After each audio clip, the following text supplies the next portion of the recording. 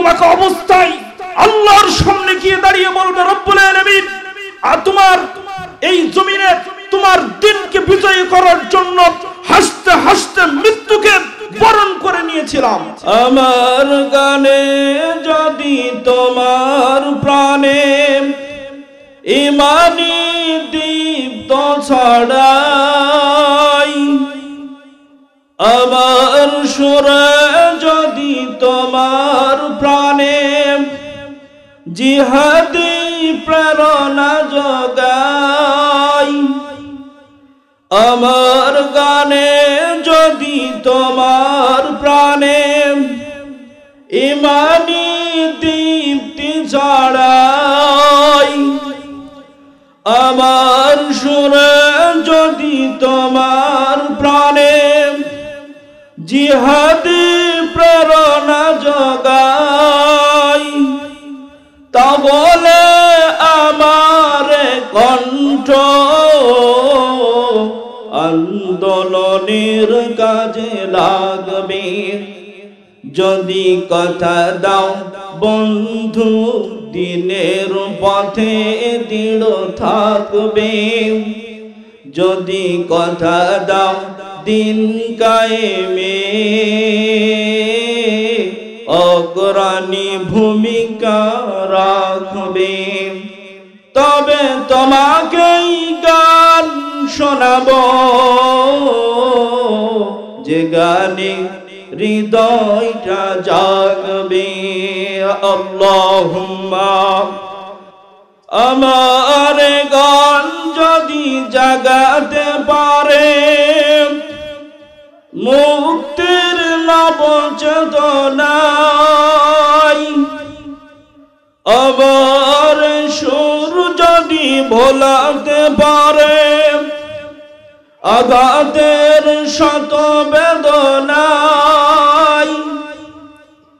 আমার গান যদি জাগাতে পারে মুক্তির নব চেতনায়,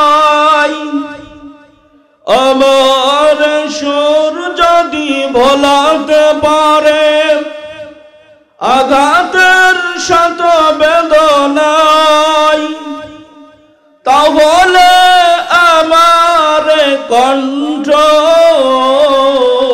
সকল বাধাকে রুখবে। যদি কথা দাও বন্ধু দিনের পথে দৃঢ় থাকবে, যদি কথা দাও দিন কায়েমে অগ্রণী ভূমিকা রাখবে, তবে তোমাকেই গান শোনাবো যে গানে হৃদয়টা জাগবে। আল্লাহুম্মা সাল্লি আলা, শোনো শোনো শিবনাথপুরবাসী,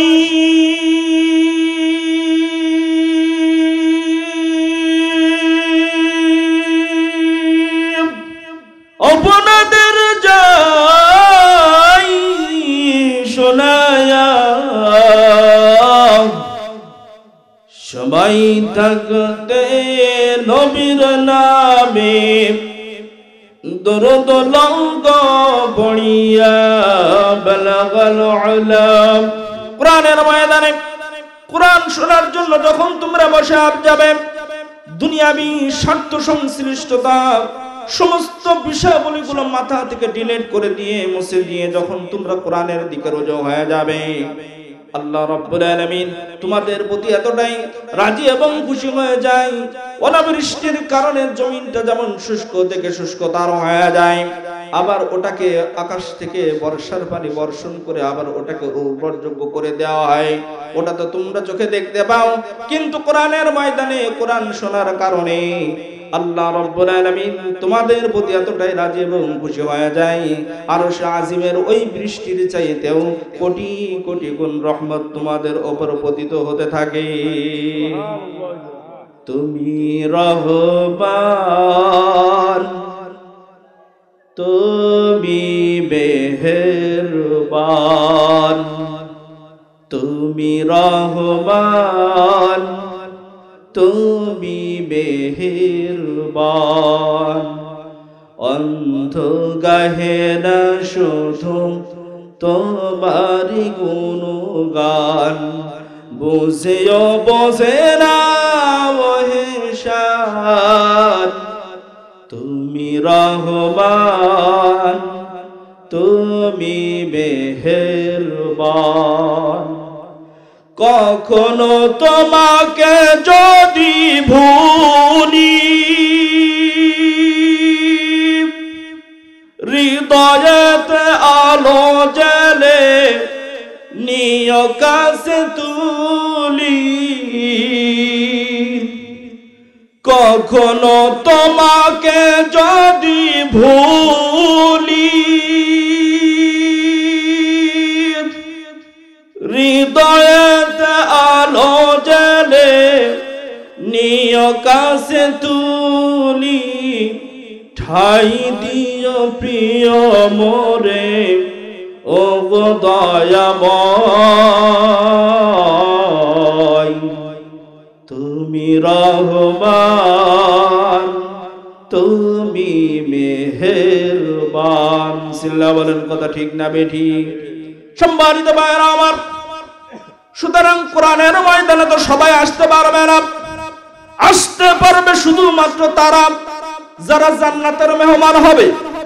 কথা বলেন ঠিক না বেঠিক? বিশ্বনবী জনাব মুহাম্মদুর রাসূলুল্লাহ সাল্লাল্লাহু আলাইহি ওয়াসাল্লাম যে মেসেজটা আমাদেরকে জানিয়েছেন, দুনিয়াবি স্বার্থ সংশ্লিষ্টতা পরিত্যাগ করে কোরআনের ময়দানে কোরআন শোনার জন্য যে বা যারা একটি ঘন্টা সময় ব্যয় করবে, নফল কবুলিয়াত 500 রাকাত নামাজের যে সওয়াব, তার চাইতেও বেশি পরিমাণ সওয়াব তোমাদের আমল নামায় দিয়ে দেওয়া হবে। সুবহানাল্লাহ, বাড়ি যেয়ে বলে আর জোরে বলি সুবহানাল্লাহ। সম্মানিত ভাইরা আমার, আমি এবার সরাসরি আলোচনায় চলে যেতে চাই। কালামুল্লাহ শরীফের দ্বিতীয় নম্বর সূরা, সূরাটির নাম হলো সূরাতুল বাকারা। সূরাটির নাম কি বললাম? সূরাতুল বাকারা। এই সূরার 153, 54, 55 এই তিনটা আয়াত আপনাদের সম্মুখে আমি তেলাওয়াত করেছি। এই আয়াতের আলোচনার মূলনীতি হলো আগে আমাদেরকে শানে নুজুল জানতে হবে। কথা বলেন ঠিক না বেঠিক? এই আয়াতগুলো আল্লাহ রাব্বুল আলামিন কোন প্রেক্ষাপটে নাজিল করেছেন, শানে নুজুল জানার আগে আমাদেরকে সরল বঙ্গানুবাদ জেনে নিতে হবে। কি জানতে হবে? কথা বলেন, সরল বঙ্গানুবাদ। আল্লাহ রাব্বুল আলামিন এখানে কি বলছেন? কান লাগান। ইয়া আইয়ুহাল্লাযীনা আমানুস্তাঈনু বিস-সাবরি ওয়াস-সালাহ। হে ঈমানদারগণেরা, তোমরা আল্লাহর কাছে ধৈর্য এবং নামাজের মাধ্যমে সাহায্য প্রার্থনা করো। কিসের মাধ্যমে? ধৈর্য এবং নামাজের মাধ্যমে। ইন্নাল্লাহা মা'আস সাবিরিন। জবান খুলে পড়ে আল্লাহু আকবার। নিশ্চয় আল্লাহ রাব্বুল আলামিন ধৈর্যশীলদের সাথেই থাকে। সুবহানাল্লাহ বলবেন না? আল্লাহ রাব্বুল আলামিন স্বয়ং যারা ধৈর্যশীল তাদের সাথেই থাকে। তারপরে আয়াতে আল্লাহ রাব্বুল আলামিনের ঘোষণা, ওয়ালা তাকুলু লিমান ইউকতালু ফি সাবিলিল্লাহি আমওয়াত। যারা আল্লাহর রাস্তায় মৃত্যুবরণ করে তাদেরকে তোমরা মৃত্যু বলো না, বাল আহইয়াউ ওয়ালাকিন লা তাশউরুন। বরং তারা জীবিত, কিন্তু তোমরা উপলব্ধি করতে পারো না। আল্লাহু আকবার। যারা আল্লাহর রাস্তায় মৃত্যুবরণ করে, আল্লাহর জমিনে আল্লাহর দ্বীনকে সুপ্রতিষ্ঠিত করার জন্য যারা হাসতে হাসতে নিজেদের জীবনকে বিলিয়ে দেয়, তাদেরকে তোমরা মৃত্যু বলো না। কার কথা? আল্লাহর কথা। তারা মৃত্যুবরণ করে না, বরং তারা জীবিত, কিন্তু তোমরা উপলব্ধি করতে পারো না। সম্মানিত ভাইরা আমার, তারপরে আয়াত আল্লাহ রাব্বুল আলামিনের ঘোষণা, وَلَنَبْلُوَنَّكُمْ بِشَيْءٍ مِّنَ الْخَوْفِ وَالْجُوعِ وَنَقْصٍ مِّنَ الْأَمْوَالِ وَالْأَنفُسِ وَالثَّمَرَاتِ। আল্লাহ রাব্বুল আলামিন বলছেন যে অবশ্যই অবশ্যই আমি তোমাদেরকে পরীক্ষা করব ভয়ের দ্বারা, ক্ষুধার দ্বারা, বিভিন্ন ফসলাদি ক্ষতিগ্রস্ত নষ্টকরণের মাধ্যমে। আর ওই সময় যারা ধৈর্যশীল তারা বলবে নিশ্চয়ই এসবে আল্লাহর পক্ষ থেকে নির্ধারিত। সুবহানাল্লাহ বলবেন না? সম্মানিত ভাইরা আমার, এবার আসুন আমরা সরল বঙ্গ অনুবাদ জেনে নিলাম। এবার আমি তাফসীরের দিকে চলে যাব। তাহলে প্রথম আমরা যে আয়াত কারিমা তেলাওয়াত শুনেছি, ইয়া আইয়ুহাল্লাযীনা আমানুস্তাঈনু বিস-সাবরি ওয়াস-সালাহ, হে ঈমানদারগণেরা তোমরা আল্লাহর কাছে সাহায্য প্রার্থনা করো দুই ভাবে। নাম্বার 1, প্রথম নাম্বার হলো নামাজ আর ধৈর্যের মাধ্যমে। কিসের মাধ্যমে? নামাজ এবং ধৈর্যের মাধ্যমে। তাহলে আমরা যারা আজকের মাহফিল শুনতে এসেছি আমরা সবাই মুসলমান নাকি বেঈমান? কথা বলতে হবে ভাই। এবার আমরা সবাই কি মুসলমান? আল্লাহ রাব্বুল আলামিন এখানে ইন্ডিকেট করে ডাক দিয়েছেন কিন্তু ঈমানদারদেরকে। কাদেরকে? ঈমানদারদেরকে। তাহলে ঈমানদারের লক্ষণ হচ্ছে সে অবশ্যই নামাজি। সে কি? নামাজি। আর 2 নম্বর লক্ষণ হচ্ছে সে ধৈর্যশীল। সে কি? ধৈর্যশীল। এই দুইটা গুণ যদি না থাকে বুঝতে হবে সে এখনো মুসলমান হতে পারে না। সম্মানিত ভাইরা আমার, আজকের পৃথিবীতে আমরা যখনই কোনো বিপদে পড়ে যাই, কোনো মুসিবতে পড়ে যাই, সঙ্গে সঙ্গে নেতৃস্থানীয় কোন নেতার কাছে গেলে এই বিপদ থেকে উদ্ধার হওয়া যায় নেতাকে অন্বেষণ করতে থাকি। কথা বলেন ঠিক কিনা? সম্মানিত ভাইরা আমার, আমরা তো নেতা খুঁজি, মাতব্বার খুঁজি, তার কাছে চলে যাই বিপদ থেকে উদ্ধার হওয়ার জন্য।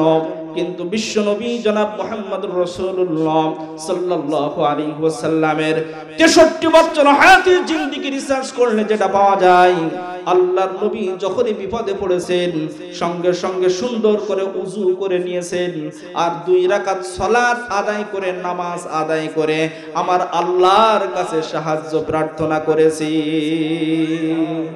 কোথায় দেখেন সম্মানিত ভাইরা আমার, এই পৃথিবীতে আল্লাহ রাব্বুল আলামিন আমার আপনার কারোর যদি কল্যাণ দেয়, কল্যাণ যদি আমার আপনার তকদিরে লেখা থাকে, তামাম পৃথিবীর মানুষ এক জায়গায় হয়েও কিন্তু আমার আপনার কোনো ক্ষতি করতে পারবে। আর আল্লাহ রাব্বুল আলামিন যদি আমার আপনার অকল্যাণ চাই, তামাম পৃথিবীর সমস্ত শক্তিগুলো একত্রিত হয়েও যদি আমাদেরকে রক্ষা করার জন্য চেষ্টা করে, তারপরেও কিন্তু আমাদেরকে রক্ষা করতে পারবে না। পারবে? কথা বলেন। পারবে না। যেহেতু আত-তাকদীরু বিল কদরি খায়রিহি ওয়া শাররিহি। সুবহানাল্লাহি বিহামদিহি। আল্লাহ রাব্বুল আলামিন কি বললেন আয়াত কারিমার শেষ অংশে? ইন্নাল্লাহা মা'আস সাবিরিন। আল্লাহ রাব্বুল আলামিন বললেন নিশ্চয়ই আমি রব্বুল আলামিন স্বয়ং ধৈর্যশীলদের সাথে রয়েছি। ঈমানের পথে অবিচল থেকে আমার মরণ যেন হয়। ঈমানের পথে অবিচল থেকে আমার মরণ যেন হয়। তোমারই কাছে মিনতি আমার, তোমারই কাছে মিনতি আমার, হে রহিম রহমান। ঈমানের পথে অবিচল থেকে আমার মরণ যেন হয়। বলেন কথা ঠিক না বেঠিক? সম্মানিত ভাইরা আমার, এবার আসুন আমরা শানে নুজুল জানব। আয়াত কারিমাগুলো কোন প্রেক্ষাপটে নাজিল হয়েছিল এখন হচ্ছে শাবান মাস, কিছুদিন পরে হচ্ছে পবিত্র মাহে রমজান মাস। সুবহানাল্লাহ বলবেন না? এই মাহে রমজান মাসের 17 তারিখে, 17ই রমজানে ইসলামের ইতিহাসে আজও রেকর্ড হয়ে আছে, কাফের বেঈমানদের বিরুদ্ধে মুসলমানদের সর্বপ্রথম যে যুদ্ধ সংঘটিত হয়, সেই যুদ্ধের নাম হচ্ছে বদর যুদ্ধ। কি যুদ্ধ বললাম? কথা বলেন। বদরের যুদ্ধ। যেই বদরের যুদ্ধে মুসলমানদের সংখ্যা ছিল মাত্র 313 জন মুজাহিদ। কতজন বললাম? 313 জন মুজাহিদ। আর কাফের বেঈমানদের সংখ্যা ছিল 1000। কাফের বেঈমানদের সংখ্যা কত ছিল? 1000। কিন্তু আল্লাহ রাব্বুল আলামিন সরাসরি ওয়ালাকাদ নাসারাকুমুল্লাহু বিবাদরি ওয়া আনতুম আযিল্লাহ, আল্লাহ রাব্বুল আলামিন সাহায্য করে কাফের বেঈমানদের বিরুদ্ধে মুসলমানদের এই যুদ্ধে জয়লাভ করতে সহায়তা করেছিলেন। সুবহানাল্লাহ বলবেন না? সম্মানিত ভাইরা আমার, এই যুদ্ধে 14 জন শাহাদাত বরণ করেছিলেন। তার মধ্যে 6 জন হলো মুহাজির আর 8 জন হলো আনসার। এই 14 জন শাহাদাত বরণ করার পরে আবু জাহেল, আবু লাহাব, উতবা, শাহবা, এই পাপিষ্ঠ জালিমেরা সারা বলাবলি করতে লাগলো, হারে এই যে 14 জনের জীবন চলে গেল, কি দরকার ছিল খালি খালি যুদ্ধ অংশগ্রহণ করার? যুদ্ধ অংশগ্রহণ করে তাদের তো জীবনই চলে গেল। যদি তারা বেঁচে থাকতো দুনিয়ার অনেক স্বাদ তারা ভোগ করতে পারত। নাউজুবিল্লাহ বলবেন না? তারা অনেক কিছু উপভোগ করতে পারতো। আল্লাহ রাব্বুল আলামিন মোটেও দেরি করেন নাই, সঙ্গে সঙ্গে হযরত জিবরাইল আমিনের মাধ্যমে সূরাতুল বাকারার এই আয়াতে কারিমা এবার নাজিল করে দিলেন বিশ্বনবীর উপরে। ওয়ালা তাকুলু লিমান ইউকতালু ফি সাবিলিল্লাহি আমওয়াত বাল আহইয়াউ ওয়ালাকিন লা তাশউরুন।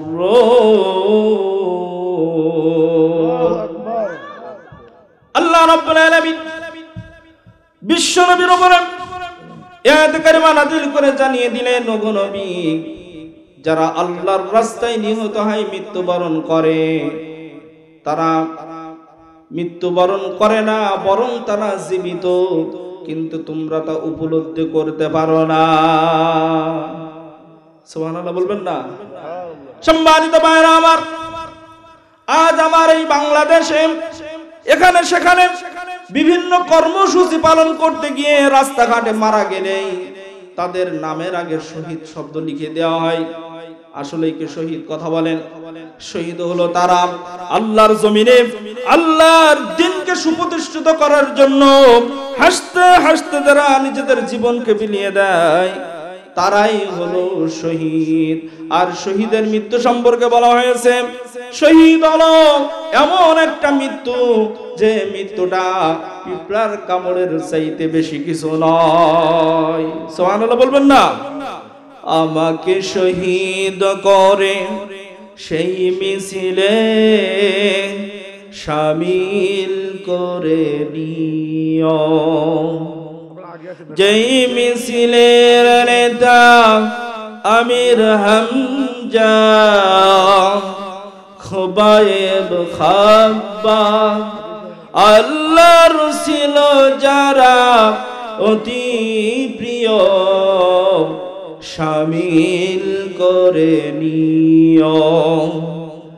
আমাকে শহীদ করে সেই মিছিলে শামিল করে নিও, যেই মিছিলের নেতা আমির হামজা,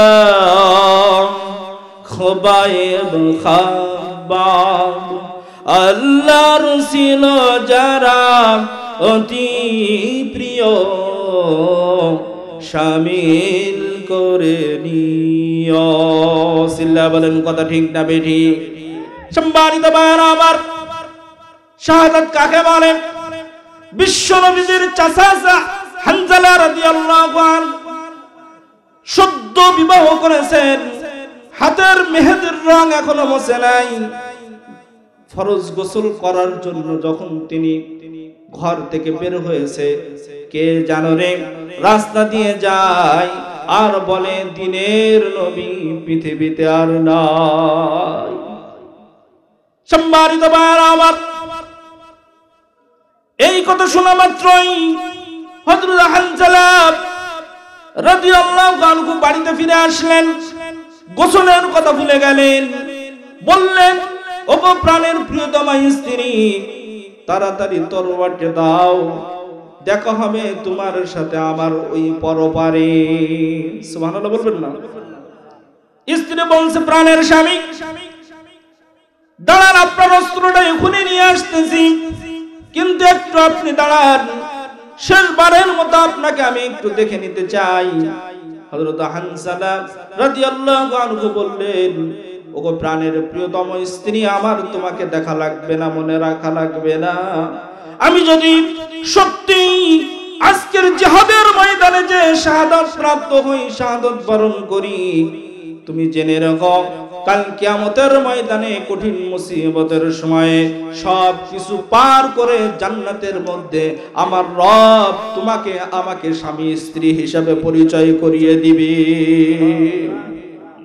চলে গেল জিহাদের ময়দানে। সম্মানিত ভাইরা আমার, উহুদের যুদ্ধ, সেখানে অসংখ্য সাহাবী শাহাদাত বরণ করেছিলেন। যেহেতু যারা শাহাদাত বরণ করে তাদেরকে রক্ত মাখা অবস্থায় তাদেরকে দাফন দিয়ে দেওয়া হয়। কি মাখা অবস্থায়? কথা বলেন। রক্ত মাখা অবস্থায়। কারণ তাদের কিয়ামতের ময়দানে তারা তখন উপস্থিত হবে। সুবহানাল্লাহ বলবেন না? সমস্ত সাহাবীদেরকে রক্ত মাখা অবস্থায় যখন দাফন কাফনের কাজ সম্পন্ন হতেছিল, হঠাৎ করে বিশ্বনবী খেয়াল করলেন, দূর থেকে কে জানো রে একজন মা দৌড়া বিশ্বনবীর দিকে উপস্থিত হইতেছে। যখন নিকটবর্তী হলেন, নিকটবর্তী হওয়ার পরে তিনি খেয়াল করলেন ইনি আর কেউ নন, তিনি হলেন চাচা হানজালা রাদিয়াল্লাহু আনহুর স্ত্রী। সুবহানাল্লাহ বলবেন না? কাছে এসে বলছে, ইয়া রাসূলুল্লাহ, ইয়া হাবিবাল্লাহ, রক্তমাখা অবস্থায় অন্যান্য সমস্ত সাহাবীদেরকে দাফন কাফন সম্পন্ন করেছেন, কিন্তু আমার স্বামী তো নাপাক, গোসল ছাড়া তাকে আপনি দাফন করবেন না। বিশ্বনবী জনাব মুহাম্মদুর রাসূলুল্লাহ সাল্লাল্লাহু আলাইহি ওয়াসাল্লাম বললেন, কোথায় খোঁজো? হানজালার লাশ কোথায়? যখন অন্বেষণ করতে লাগলো, অন্বেষণ করার পরে যখন খুঁজে পাওয়া গেল, লাশের নিকটবর্তী যখন হলো, হওয়ার পরে আল্লাহর নবী দেখলেন হযরত হানজালা রাদিয়াল্লাহু আনহুর দাড়ি মুবারক দিয়ে তখনও টপ টপ করে গোসলের পানি পড়তেছে। আল্লাহর নবী দৃশ্য দেখার পরে আরশ আযীমের দিকে তিনি যখন তাকালেন, তাকানোর পরে হযরত জিবরাইল আমিনের মাধ্যমে স্বয়ং আল্লাহ রাব্বুল আলামিন এই মেসেজটা জানিয়ে দিলেন, ওগো নবী, যে হানজালা আপনার শাহাদাতের খবর শুনে দুনিয়ার কোনো কিছু তাকে আটকাইতে পারে নাই। সেই হানজালার পানি পৃথিবীর কোনো সাধারণ পানি দিও, আমি রব্বুল আলামিন এটা চাই নাই। আমি রব্বুল আলামিন আমার নিজের তত্ত্বাবধানে ফেরেশতাদেরকে নিয়োগ করে আবু জমজমের পানি সংগ্রহ করে জান্নাতি ফেরেশতা দিয়ে আমার হানজালার গোসল আমি সম্পন্ন করে দিয়েছি। পৃথিবী না জানো, আমি তো জানি আমি কি পাপ করেছি।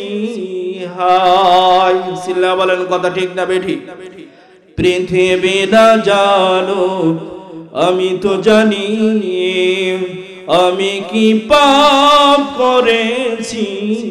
হায় আমার পাপের করলে বিচার, আমার পাপের করলে বিচার, ক্ষমার উপায় নাই আমার দয়াময় প্রভু মাফ করো আমায়, দয়াময় প্রভু মাফ করো আমায়। সিল্লা বলেন কথা ঠিক না বেঠিক? এই হচ্ছে শহীদ। আজকে রাস্তাঘাট এখানে ওখানে আন্দোলন সংগ্রামে দুনিয়াবি স্বার্থ সিদ্ধের উদ্দেশ্যে গুলি লেগে মারা যায়। শহীদের মতো পবিত্র শব্দটা আজকে আমরা কলঙ্কিত করেছি। কথা বলেন ঠিক কিনা? যারা শহীদ হয়েছে, বুখারীতে লেখা হয়েছে আব্দুল্লাহ জুলবানুল্লাইনের কথা, যার ইসলাম গ্রহণের পূর্বে নাম ছিল আব্দুল উজ্জা। ছোট্টবেলাতে চিরদিনের জন্য মা বাবাকে হারিয়েছিলেন। মা বাবাকে হারানোর পরে চাচার কাছে লালিত পালিত হচ্ছিলেন। যখন একটু বড় হলো, চারিদিকে যখন খবর ছড়িয়ে পড়ল বিশ্ব নবী জনাব মুহাম্মদুর রাসূলুল্লাহ সকলেই পড়ি সাল্লাল্লাহু আলাইহি ওয়াসাল্লামের সত্য কালেমার দাওয়াতে দলে দলে মানুষেরা কালেমা পড়ে ইসলামের সুশীতল ছায়াতলে চলে আসতেছে। এই সংবাদ যখন পৌঁছিয়েছে, ওই বালক আব্দুল উজ্জা তখন বলছে, গো চাচা, এতিম বালক মুহাম্মদ সম্পর্কে আপনার ধারণা কি? সুবহানাল্লাহ বলবেন না? চাচা বলছে, ও তো আল্লাহর নবী দাবি করছে। ছোট্ট বালক আব্দুল উজ্জা বলছে, চাচা আপনার কি মনে হয়? বলছে, আমারও তো সত্য মনে হয়, মুহাম্মদ যেটা বলছে সেটাই তো সত্য পরিণত হচ্ছে, আমারও তো মনে হয় সে নবী। তখন আব্দুল উজ্জা ওই ছোট্ট বালক বলছে, চাচা তখন তো আর দেরি করা যায় না, এখনই কালেমা পড়ে চলে না, আমরা দুইজন ইসলাম গ্রহণ করে নেই। চাচা বলল যে আমার পক্ষে সম্ভব নয়। ছোট্ট বালক আব্দুল উজ্জা সিংহের মতো গর্জন দিয়ে বলল, গো চাচা, মনে বড় আশা ছিল, আমি সত্যটা জানার পরে আপনিও যদি সত্যটা জানতে পারেন, একসাথে বিশ্ব নবীর হাতে বায়াত গ্রহণ করে কালেমা পড়ে মুসলমান হয়ে যাব। মনে বড় বাসনা ছিল, কিন্তু সত্য জানার পরেও আপনি যেহেতু সত্যটাকে অস্বীকার করলেন, তাহলে আপনিও শুনে রাখুন, আপনাকে সাক্ষ্য রেখেই আমি কালেমা পড়ে নিলাম, লা ইলাহা ইল্লাল্লাহু মুহাম্মাদুর রাসূলুল্লাহ। সকলে পড়ি সাল্লাল্লাহু আলাইহি ওয়াসাল্লাম। চাচা বলছে, ভাতিজা তুমি এর পরিণাম জানো? ভাতিজা বলছে, চাচা আপনি কিসের পরিণামের কথা বলছেন? আমি কোন পরিণামকে তোয়াক্কা করি না, সত্যের সন্ধান খুঁজে পেয়েছি, কালেমা পড়ে মুসলমান হয়েছি। ভাতিজা বলল, তুমি আমার ভাতিজা, তোমার যে সম্পদ দিয়েছিলাম, জাগতিক জায়গা জমি দিয়েছিলাম, সমস্ত জায়গা জমি তোমার কাছ থেকে আমি ছিনিয়ে নিলাম। ভাতিজা বলছে, জান চাচা নিয়ে নেন, আমার আপত্তি নাই। এরপরে চাচা বলছে, তোমার নামে যে উট ভেড়া ছাগল আমি দিয়েছিলাম, সব তোমাকে মালিকানা থেকে আমি কেড়ে নিলাম। বলল, চাচা জান আপনার আমি দিয়ে দিলাম। এরপরে বলছে, ভাতিজা তোমার পরনে যে কাপড় রয়েছে, এই কাপড়গুলো তো আমার টাকায় কেনা, এই কাপড়গুলো তোমাকে এখনই আমাকে দিয়ে দিতে হবে। বালক আব্দুল উজ্জা মোটেও কালক্ষেপণ করে নাই, দেরি করে নাই। কিছুক্ষণ আগে তিনি মুশরিক ছিলেন, ঈমান আনার সাথে সাথে তার ঈমানটা কত বড় দামের ঈমান হয়েছে। সঙ্গে সঙ্গে নিজের শরীরের সমস্ত কাপড়গুলো তিনি খুলে ছুঁড়ে মেরে দিলেন। আল্লাহু আকবার। আব্দুল উজ্জা সঙ্গে সঙ্গে চলে গেলেন মায়ের কাছে। মায়ের কাছে যাওয়ার পরে বলছে, মা, কালেমা গ্রহণ করার কারণে কিছুই আনতে পারে নাই। তারপরে তাকে নিয়ে যাওয়া হলো বিশ্ব নবীর কাছে। বিশ্ব নবীর কাছে একটা কাপড় তাকে জড়িয়ে এবং শরীরের আবরণটা ঢেকে আল্লাহর নবীর কাছে যখন তাকে নিয়ে যাওয়া হলো, আল্লাহর নবীকে এই মেসেজটা জানানো হলো, ইয়া রাসূলুল্লাহ, ইয়া হাবিবাল্লাহ, এই ছোট্ট বালক আব্দুল উজ্জা কোনো অন্যায় করে নাই, কোনো অপরাধ করে নাই, শুধুমাত্র কালেমা পড়ার কারণে জায়গা জমি বাড়ি গাড়ি জাগতিক সম্পদ বলতে তার যা কিছু রয়েছে সমস্ত সম্পদ থেকে তাকে খারিজ করে দেওয়া হয়েছে। শুধু তাই নয়, কালেমা গ্রহণ করার কারণে নিজের শরীরের কাপড়গুলো পর্যন্ত আনতে পারে নাই। আল্লাহর নবী বললেন, আল্লাহর নবীর চক্ষু মোবারক দিয়ে দর দর করে অশ্রু প্রবাহিত হয়ে দাঁড়ি বেয়ে বেয়ে যখন বক্ষ ভেসে যাইতেছেন, আল্লাহর নবী ওই যুবকটিকে তখন তিনি বুকের সাথে জড়িয়ে ধরলেন, বললেন তোমার নাম আব্দুল উজ্জা না, আজ থেকে তোমার নাম আব্দুল্লাহ। সুবহানাল্লাহ বলবেন না? কি হবে বেঁচে থেকে অযথা বিদ্যা শিখে, যদি না গড়তে পারি শোষণবিহীন সমাজটাকে? কি হবে বেঁচে থেকে, কি হবে বেঁচে থেকে অযথা বিদ্যা শিখে, যদি না গড়তে পারি শোষণবিহীন সমাজটাকে? কি হবে ছাত্র সেজে চুমো খেয়ে সনদ খানা, যদি হয় বিদ্যালয়টা প্রতি তাদের আড্ডা খানা? কথা বলেন ঠিক না বেঠিক? কি হবে ছাত্র সেজে চুমো খেয়ে সনদ খানা, যদি হয় বিদ্যালয়টা প্রতি তাদের আড্ডা খানা? এর সে মরাই ভালো, দেশ ছেড়ে যাওয়াই ভালো। কি হবে ধোঁকা দিয়ে বিবেকটাকে? কি হবে বেঁচে থেকে, কি হবে বেঁচে থেকে অযথা বিদ্যা শিখে, যদি না গড়তে পারি শোষণবিহীন সমাজটাকে? কি হবে নেতা হয়ে জনপলে ঘাড় ফুলিয়ে, রাজপথ গরম দেখে যদি থাকো ঘরে শুয়ে? এর সেজে গোজে ভিলেনের সঠিক বোঝে, দিয়ে দাও অভিনয়ে জীবনটাকে। কি হবে বেঁচে থেকে, কি হবে বেঁচে থেকে অযথা বিদ্যা শিখে, যদি না গড়তে পারি শোষণবিহীন সমাজটাকে? কি হবে আলেম হয়ে ইমাম সেজে সমাজেতে, পারো যদি সত্য কথা উচ্চ স্বরে না বলিতে? কথা বলেন ঠিক না বেঠিক? কি হবে আলেম হয়ে ইমাম সেজে সমাজেতে, পারো যদি সত্য কথা উচ্চ স্বরে না বলিতে? চাকরির ভয় করো যদি ছেড়ে দাও ওই না গদি। কি হবে ধোঁকা দিয়ে বিবেকটাকে? কি হবে বেঁচে থেকে, কি হবে বেঁচে থেকে অযথা বিদ্যা শিখে, যদি না গড়তে পারি শোষণবিহীন সমাজটাকে? কি হবে যুবক নামে পূজা হয়ে এই ধরাতে, যেখানে মা বোনেরা ধর্ষিত হয় দিনে রাতে? ঠিক না?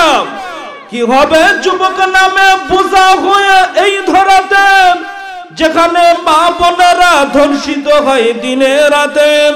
যৌবনের স্বার্থ কথা বুঝিবে সকল ব্যথা, পারো যদি বলিয়ে দিতে মানুষ রূপের পশুটাকে? কি হবে বেঁচে থেকে, কি হবে বেঁচে থেকে অযথা বিদ্যা শিখে, যদি না গড়তে পারি শোষণবিহীন সমাজটাকে? কি হবে লেখালেখি কলমবাজির এই মহরম, সমাজের আসল চিত্র যদি না যাই তুলে ধরা? যদি ওই ঘুষের বলে কলমটা উল্টো চলে, তবে কি যাবে রোখা দুর্নীতিকে? কি হবে বেঁচে থেকে, কি হবে বেঁচে থেকে অযথা বিদ্যা শিখে, যদি না গড়তে পারি শোষণবিহীন সমাজটাকে? কি হবে নামাজ রোজা ইমানদারের বড়াই করে, যদি ওই খোদার কোরআন নর্দমাতেই থাকে পড়ে? ঠিক না? কি হবে নামাজ রোজা ইমানদারের বড়াই করে, যদি ওই খোদার কোরআন নর্দমাতেই থাকে পড়ে? মসজিদের কোণে বসে জিকির করো যতই কোষে, মসজিদের কোণে বসে জিকির করো যতই কোষে, এভাবে যাই না পাওয়া আল্লাহকে? কি হবে বেঁচে থেকে, কি হবে বেঁচে থেকে অযথা বিদ্যা শিখে, যদি না গড়তে পারি শোষণবিহীন সমাজটাকে? কি হবে কিতাব আদির তালিম দিয়ে মাদ্রাসাতে, যদি ওই খোদার কোরআন থাকেই পড়ে নরদামাতে? কি হবে কিতাব আদির তালিম দিয়ে মাদ্রাসাতে, যদি ওই খোদার কোরআন নিষিদ্ধ হয় আদালতে? কাফনের কাপড় মাথায় ময়দানে আই ছুটে আই, বিলিয়ে দেনা তোদের জীবনটাকে? কি হবে বেঁচে থেকে, কি হবে বেঁচে থেকে অযথা বিদ্যা শিখে, যদি না গড়তে পারি শোষণবিহীন সমাজটাকে? কি হবে আকাশ ছোঁয়া বিলাসবহুল বাড়ি গাড়ি, না খেয়ে কত মানুষ পরপারে দিচ্ছে বাড়ি? ঠিক না? কি হবে আকাশ ছোঁয়া বিলাসবহুল বাড়ি গাড়ি, না খেয়ে কত মানুষ পরপারে দিচ্ছে পাড়ি। আজরাইল আসবে যাবে, মাটিতেই পড়ে রবে, কোনো কাজে লাগবে না ওই প্রাসাদটাকে। কি হবে বেঁচে থেকে, কি হবে বেঁচে থেকে, অযথা বিদ্যা শিখে যদি না গড়তে পারি শোষণবিহীন সমাজটাকে। সিল্লা বলেন কথা ঠিক না বেঠিক? সম্মানিত ভাইরা আমার, এরপরে আয়াতে কারিমার তাফসীরের দিকে চলে যাব। আল্লাহ রাব্বুল আলামিন এরপরে আয়াতে কি বললেন এবার কান লাগান। ওয়ালা নাবলুওয়ান্নাকুম বিশাইইম মিনাল খাউফি ওয়াল জু'i ওয়া নাকসিম মিনাল আমওয়াল ونقص من الأموال والأنفس والثمرات وبشر الصابرين। আল্লাহ রাব্বুল আলামিন বললেন, অবশ্যই আমি তোমাদেরকে পরীক্ষা করব ভয়ের মাধ্যমে, ক্ষুধার মাধ্যমে, বিভিন্ন ফসলাদের ক্ষয়ক্ষতির মাধ্যমে। প্রাকৃতিক দুর্যোগ আমাদের এই সময় আছে না নাই? কথা বলেন, আছে না নাই? এটা পূর্বেও ছিল, বর্তমানেও আছে, ভবিষ্যতেও থাকবে। কিন্তু ভরসা রাখতে হবে কার উপরে? কথা বলেন, আল্লাহর উপরে। সবকিছু একচ্ছত্রভাবে নিয়ন্ত্রণ মালিকানা কার হাতে? কথা বলেন, আল্লাহর হাতে। কিন্তু সেই বিশ্বাস আজ আর আমাদের নাই। কথা বলেন ঠিক না বেঠিক? সম্মানিত ভাইরা আমার, আল্লাহ রাব্বুল আলামিন অবশ্যই অবশ্যই আমাদেরকে পরীক্ষা করবেন। আর এই পরীক্ষার সময় হতাশ হওয়া যাবে না, এই পরীক্ষার সময় মন খারাপ করা যাবে না, এই পরীক্ষার সময় একেবারেই আশা ছেড়ে দিলে চলবে না। সদা সর্বদা সর্ব অবস্থায় ভরসা রাখতে হবে আল্লাহর উপরে। কথা বলেন ঠিক না বেঠিক? সম্মানিত ভাইরা আমার, এবার আপনাদের কাছে প্রশ্ন রাখতে চাই, যে কোরআন আমরা শুনতে এসেছি, এই কোরআন কার বাণী? কথা বলেন না কেন? কার বাণী? এই কোরআনুল কারীমের প্রত্যেকটা শব্দ, প্রত্যেকটা সেন্টেন্স, প্রত্যেকটা আয়াত কার কথা? সরাসরি কার কথা? আল্লাহর কথা। এখন কেউ যদি বলে এই কোরআন হচ্ছে ভাওতাবাজি কিতাব, তাকে কি মুসলমান বলা যাবে? কথা বলেন, যাবে না। এই পৃথিবীতে আপনি আমাকে গালি দিতে পারেন, আপনাকে আমার পছন্দ হতেও পারে নাও পারে, আপনি যা ইচ্ছা তাই আমাকে বলতে পারেন, কোনো ব্যাপার না, কোনো মেটার না। কিন্তু ইন্নাদ-দীনা ইনদাল্লাহিল ইসলাম, আল্লাহ রাব্বুল আলামিনের কাছে একমাত্র অ্যাকসেপ্টেড গ্রহণযোগ্য ধর্ম হলো ইসলাম। এই ইসলাম নিয়ে যদি কেউ কটূক্তি করে তাকে কি ছেড়ে দেওয়া যাবে? কথা বলেন। 1-2-5 বছরে নয়, সুদীর্ঘ 23 বছর ধরে অল্প অল্প করে মানব জীবনের জন্মের পর থেকে মৃত্যুর পূর্ব পর্যন্ত সামগ্রিক সমস্যার সমাধান দিয়ে কোরআন নামক যে বিধান নাজিল করা হয়েছে, এই কোরআন নিয়ে যদি কেউ কটূক্তি করে তাকে কি ছেড়ে দেওয়া যাবে? কথা বলেন, যাবে না। ওয়া ইন্নাকা লাআলা খুলুকিন আযীম, যেই নবীর চরিত্র হলো সর্বোত্তম চরিত্র, এই পৃথিবীতে কোন নবী রাসূলের চরিত্রের সার্টিফিকেট স্বয়ং আল্লাহ রাব্বুল আলামিন দেন নাই। শুধুমাত্র আমার আপনার নবী বিশ্ব নবী জনাব মুহাম্মদুর রাসূলুল্লাহ সাল্লাল্লাহু আলাইহি ওয়াসাল্লামের চরিত্রের সার্টিফিকেট দিয়েছেন। সেই মহান নবীর সম্পর্ক যদি কেউ কটূক্তি করে তাকে কি ছেড়ে দেওয়া যাবে? কথা বলেন।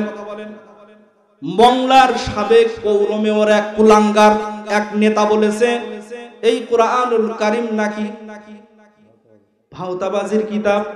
নাউজুবিল্লাহ বলবেন না।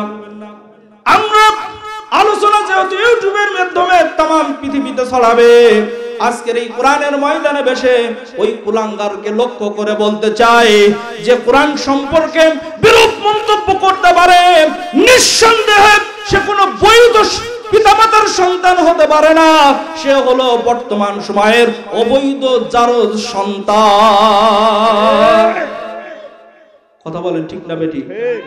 কোন বৈধ ঘরের সন্তান ইসলাম নিয়ে কটূক্তি করতে পারে না, কোন বৈধ ঘরের সন্তান কোরআন নিয়ে কোনো কটূক্তি করতে পারে না, কোন বৈধ ঘরের সন্তান ইসলাম নিয়ে, কোরআন নিয়ে, বিশ্ব নবীর আদর্শ নিয়ে কোনো কটূক্তি করতে পারে না। চিল্লায়া বলেন কথা ঠিক কিনা? সম্মানিত ভাইরা আমার, বিশ্ব নবী জনাব মুহাম্মদ রাসূলুল্লাহ সাল্লাল্লাহু আলাইহি ওয়াসাল্লামের তিরোধানের পরে তামাম পৃথিবীটাকে দুই ভাগে ভাগ করলে হয় অর্ধজাহান। এই অর্ধজাহানের খলিফা ছিলেন হযরত ওমর ফারুক রাদিয়াল্লাহু আনহু। নাম কি বললাম? হযরত ওমর ফারুক রাদিয়াল্লাহু আনহু। তিনি এমন প্রতাপশালী শাসক ছিলেন, আমাদের বাংলাদেশের মতো ছোট্ট একটা রাষ্ট্রনায়ক তিনি ছিলেন না। তামাম দুনিয়াটা দুই ভাগে ভাগ করলেন, অর্ধজাহান হয়।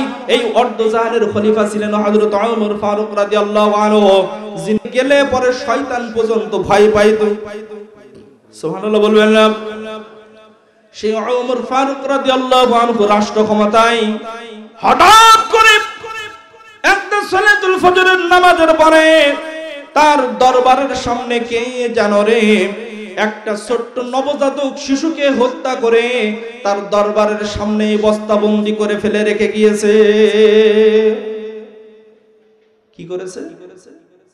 ছোট্ট একটা নবজাতক শিশুকে হত্যা করে হযরত ওমর ফারুক রাদিয়াল্লাহু আনহু দরবারের সামনে রেখে গিয়েছে। সালাতুল ফজরের নামাজের পরে যারা প্রশাসনিক দায়িত্বশীল ছিল তারা একটা বস্তা দেখতে পেল। এরপর বস্তা দেখে সেটাকে খুললো, দেখলো ওর ভেতরে লাশ। আমিরুল মুমিনিন হযরত ওমর ফারুক রাদিয়াল্লাহু আনহুকে অবহিত করা হলো। হযরত ওমর ফারুক রাদিয়াল্লাহু আনহু বললেন, এত বড় সাহস কার হয়েছে যে ওমর এখনো জীবিত রয়েছে আর তার দরবারে একটা নবজাতক শিশুকে হত্যা করে এখানে ফেলে রাখা হয়েছে। এই খনিকে খোদার জন্য নির্দেশনা দিয়ে দেওয়া হলো। খোদা শুরু হয়ে গেল। তামাম রাজ্যে তন্ন বিতন্ন করে যখন খোদা শুরু হয়েছে, সবাই ক্লান্ত পরিশ্রান্ত হয়ে যায়। সকাল গড়িয়ে যখন দুপুর হয়ে যায়, তখনও পর্যন্ত কোন লাশের খুনিকে শনাক্ত করতে পারে নাই। শনাক্ত যখন করতে পারে নাই, হযরত ওমর ফারুক রাদিয়াল্লাহু আনহুর কপালে আরো চিন্তার ভাঁজ পড়ে গেছে। হযরত ওমর ফারুক রাদিয়াল্লাহু আনহু যখন চিন্তাগ্রস্ত, সময় যত যায় তত চিন্তা তার বেড়ে যায়। তার কারণ হলো যারা কোরআন দিয়ে রাষ্ট্র পরিচালনা করে, যারা কোরআন দিয়ে পার্লামেন্ট পরিচালনা করে, তারা মানুষের জবাবদিহিতার চাইতেও আরো একজনকে ভয় করে, দেরিকে। হযরত ওমর ফারুক রাদিয়াল্লাহু আনহু তিনি তো সেই শাসক, দিনের বেলাতে রাষ্ট্র কার্য পরিচালনা করতেন, আর রাতের অন্ধকারে প্রজাদের অবস্থা সচক্ষে দেখার জন্য একজন মাত্র ভৃত্যকে সাথে নিয়ে সে বেরিয়ে পড়তেন। সম্মানিত ভাইরা আমার, যখন দীর্ঘ সময় অতিক্রম হয়ে গেল, যখন দুপুর গড়িয়ে বিকাল হয়ে আসলো, তখন পর্যন্ত খুনিকে শনাক্ত করতে পারে নাই। হঠাৎ করে খেয়াল করলো একটা যুবতী মেয়ে বোরকা পরে চলে এসেছে। চলে আসার পরে দারোয়ানদের সাথে যখন সাক্ষাৎ হলো, ওই মেয়েটি তখন বলল, আমি আমিরুল মুমিনের সাথে দেখা করতে চাই, হযরত ওমর ফারুক রাদিয়াল্লাহু আনহুর সাথে দেখা করতে চাই। তাকে বাধা দেওয়া হলো। মেয়েটি বলল, আমিরুল মুমিনিন অনেক পেরেশানিতে আছে, যেই লাশের খুনিকে শনাক্ত করার জন্য সমস্ত প্রশাসন প্রায় ব্যর্থ হওয়ার মতো উপক্রম হয়েছে। ওই খুনিকে আমি জানি আমিরুল মুমিনিন ছাড়া কারোর সাথে বলা যাবে না। তাকে প্রবেশের অনুমতি দেওয়া হলো। আমিরুল মুমিনিনের কাছে যখন পৌঁছালো, সালাম বিনিময় হলো। হওয়ার পরে আমিরুল মুমিনিন ওই মেয়েটি তখন বলছে, আমিরুল মুমিনিন, যে ছোট্ট নবজাতক শিশুর লাশ বস্তাবন্দি করে আপনার দরবারের সামনে ফেলে রাখা হয়েছে, আর ওই খুনিকে খোঁজার জন্য আপনি যে প্রাণান্তকর চেষ্টা করতেছেন, ওই খুনিকে আমি জানি। বলছে, হ্যাঁ সমস্ত প্রশাসন যেখানে ব্যর্থ, তুমি জানো, কে তাড়াতাড়ি বলো। ওই মেয়েটি তখন বলছে, আমিরুল মুমিনিন, খুনিকে আমি আপনার সাথে বলবো, কিন্তু ঘটনাকে আপনাকে শুরু থেকে শেষ পর্যন্ত শুনতে হবে। শোনার পরে যদি আমি অপরাধী সাব্যস্ত হই, আল্লাহর কোরআনের আইনে আপনি বিচার কার্য পরিচালনা করবেন, যা শাস্তি হয় আমি মাথা পেতে নেব। সুবহানাল্লাহ বলবেন না? সম্মানিত ভাইরা আমার, ওই মেয়েটি তখন বলছে, আমিরুল মুমিনিন, গভীর অরণ্যে আমাদের বাড়ি, বাবা এবং মেয়ে এই দুইজনের সংসার আমাদের। বাবা সকাল বেলাতে কাঠ কাটার জন্য গভীর অরণ্যে চলে যায়, সকাল থেকে বিকাল পর্যন্ত কাঠ সংগ্রহ করে, বিকেল বেলাতে এগুলো বাজারে নিয়ে যায়, সেইগুলো বিক্রি করে, বিক্রি করার পরে যে টাকা পয়সা হয় সেগুলো দিয়ে বাজার সওদা করে আমার বাবা বাড়িতে ফিরে আসে। এইটা হলো প্রতিদিনের রুটিন। অনেক ছোট্টবেলাতে আমার মা মারা যায়, আমার ভালো করে আমার মায়ের কথাও মনে পড়ে না, কিন্তু আমিরুল মুমিনিন প্রতিদিনের নাই আমার বাবা যখন কাঠ কাটার জন্য চলে গেল, হঠাৎ করে কয়েকজন যুবক চলে আসলো, 10-12 জন যুবক হঠাৎ করে আমার গৃহে প্রবেশ করলো। প্রবেশ করার পরে আমাকে জোর করে আমার সাথে তারা খারাপ কাজে বাধ্য করলো। বাধ্য করার পরে তারা খায়েশ মিটিয়ে যখন চলে গেল, লজ্জার কথা আমি যুবতী মেয়ে আমার বাবার সাথে শেয়ার করতে পারি নাই, বলতে পারি নাই। এরপরে কিছুদিন পরে আমি লক্ষ্য করলাম যে আমি গর্ভবতী হয়ে পড়েছি, আস্তে আস্তে আমার পেটের ভেতরে সন্তান বড় হচ্ছে। আমি মা, যেহেতু সন্তানের প্রতি মহব্বত ভালোবাসা আমার জাগ্রত হয়েছিল, এরপর আস্তে আস্তে যখন ওই সন্তানটি আমার পেটের মধ্যে বড় হতেছিল, অপরদিকে আমি একজন মুসলমান, আমার বাবা ছোট্টবেলাতে নিজে আমাকে কোরআন শিক্ষা দিয়েছে, আমি 5 ওয়াক্ত সালাত আদায় করি, প্রতিদিন নিয়ম মাফিক কোরআন তেলাওয়াত করি। কোরআন তেলাওয়াত করতে করতে আল্লাহ রাব্বুল আলামিনের এই আয়াত কারিমাটা যখন আমি তেলাওয়াত করলাম, মান্নাইল লিল খায়রি মুতাদিন আসীম উতুল্লিম বা'দা যালিকা জানিম। ইয়া আমিরুল মুমিনিন, সূরাতুল কলমের এই 22 এবং 23 নম্বর আয়াত যখন আমি তেলাওয়াত করলাম, আর এর অর্থ যখন জানতে পারলাম যে ভালো কাজে বাধা দেয় সে সীমা লঙ্ঘন করে এবং সে পাপিষ্ঠ, আর সে হলো কঠোর স্বভাবের, তদুপরি সে হলো এই সমাজের পিতৃ পরিচয়হীন যার সন্তান। ইয়া আমিরুল মুমিনিন, সরাসরি কোরআনুল কারীমের আয়াত কারিমা পড়ার পরে আমি যখন অনুধাবন করলাম, আহারে মা হিসাবে সন্তানটা যখন পৃথিবীতে জন্ম নেবে, এই শিশু বয়সটা পেরিয়ে যখন তারুণ্যে পৌঁছবে, তারুণ্য থেকে যখন যৌবনে পৌঁছবে, আর ওই সময় আমি মা বৃদ্ধ হয়ে যাব, আমার সন্তান আমার কথা শুনতেও পারে নাও পারে, কিন্তু আমার সন্তান যদি কোরআনের বিপক্ষে চলে যায়, কোরআনের বিরোধিতা করে, আমি মা এই সন্তানের কারণে তো জাহান্নামী হয়ে যাব। এই ভয়ে ইয়া আমিরুল মুমিনিন আমি চূড়ান্ত সিদ্ধান্ত নিয়েছিলাম, যখন এই সন্তান ভূমিষ্ঠ হবে, যে অবস্থায় হোক না কেন, যত প্রতিকূলতার সম্মুখীন আমাকে হতে হয় না কেন, এই সন্তানকে আমি নিজ হাতেই হত্যা করে দেব। সুবহানাল্লাহ বাড়ি যেয়ে বলেন, একজন কাঠুরের মেয়ে কোরআন কিভাবে পড়েছে, আর আজকে আমরা কোরআন ধরতে চাই না। কথা বলেন ঠিক না বেঠিক?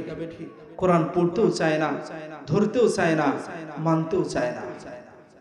আমিরুল মুমিনিন বললেন, মা তোমাকে আমি আর কি পানিশমেন্ট দেব?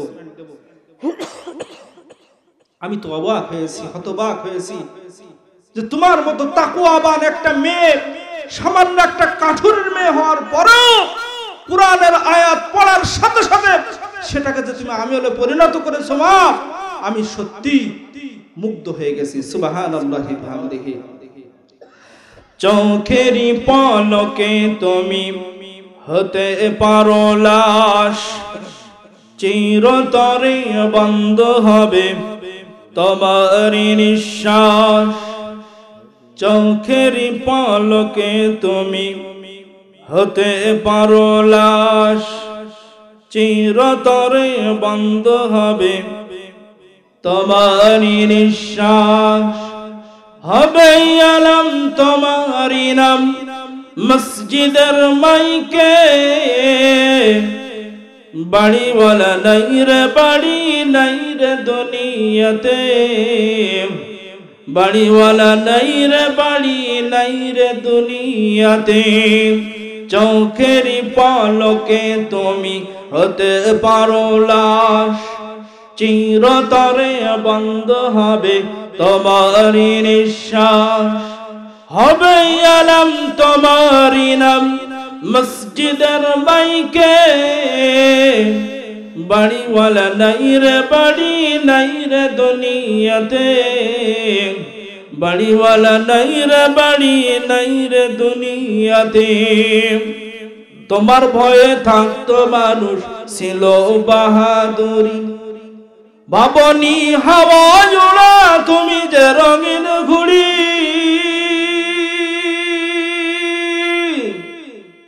তোমার ভয়ে থাকতো মানুষ ছিল বাহাদুরি, ভাবনি হাওয়া জোড়া তুমি যে রঙিন ঘুড়ি। সুতোই টান দিলে মালিক, সুতোই টান দিলেই মালিক পারবে না থাকিতে, বাড়িওয়ালা নাই রে বাড়ি নাই রে দুনিয়াতে, বাড়িওয়ালা নাই রে বাড়ি নাই রে দুনিয়াতে। সিল্লায় বলেন কথা ঠিক না বেঠিক? এই পৃথিবীতে আজকের কোরআনের মাহফিল শোনার জন্য আমরা যারা আসলাম, আমরা বর্তমান রয়েছি, চক্ষুটা বন্ধ করে যদি একবার ভাবি, আমাদের পূর্বপুরুষেরা এই পৃথিবী থেকে কিন্তু অনেকেই বিদায় নিয়েছে, তার পূর্ববর্তীরা আরো অনেক আগেই পৃথিবী থেকে বিদায় নিয়েছে। ঠিক তেমনি করে আমাকে আপনাকেও কিন্তু চলে যেতে হবে। কথা বলেন ঠিক না বেঠিক? সম্মানিত ভাইরা আমার, ও আমার পর্দার আড়ালের মা এবং বোনেরা, আপনারা হয়তো মনে মনে ভাবছেন হুজুর আমাদের বিষয়ে তো কিছুই বললেন না।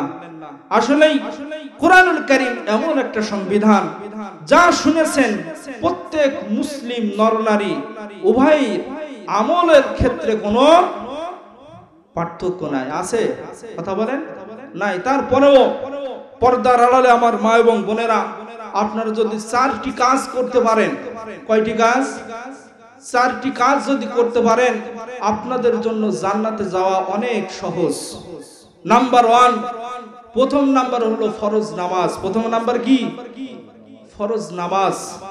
দ্বিতীয় নাম্বার হলো ফরজ রোজা। তৃতীয় নাম্বার হলো লিল্লাহি তাকবীর, নারায়ে তাকবীর, আল্লাহু আকবার। প্রধান বক্তার আগমন, প্রধান মেহমানের আগমন, শিবনাথপুর পূর্বপাড়ার পক্ষ থেকে নারায়ে তাকবীর। সম্মানিত ভাইরা আমার, যে কথা বলতেছিলাম, ফরজ নামাজ, ফরজ রোজা, এরপরে পর্দা করা। 3 নম্বর হচ্ছে পর্দা করা। 3 নম্বর কি? পর্দা করা। 4 নম্বর হচ্ছে স্বামীর খেদমত, যেটা বর্তমান সময়ে অনেক ডিজিটাল মেয়েরাও করতে যায় না। স্বামী যদি কষ্ট করে মাঠ থেকে এসে বলে যে 1 গ্লাস পানি খাওয়াও, তো বলে ওখানে জগ আর গিলাস রাখা আছে, পাল্লি ঠেলি খাও। কথা বলে ঠিক না বেঠিক? এটা করা যাবে না। সম্মানিত আমার মা এবং বোনেরা, মুক্তি যদি পেতে চান, জান্নাতে যদি যেতে চান, তাহলে স্বামীর খেদমত আপনাকে করতেই হবে। স্বামীর সন্তুষ্টি তো আল্লাহর সন্তুষ্টি। কথা বলেন ঠিক কিনা?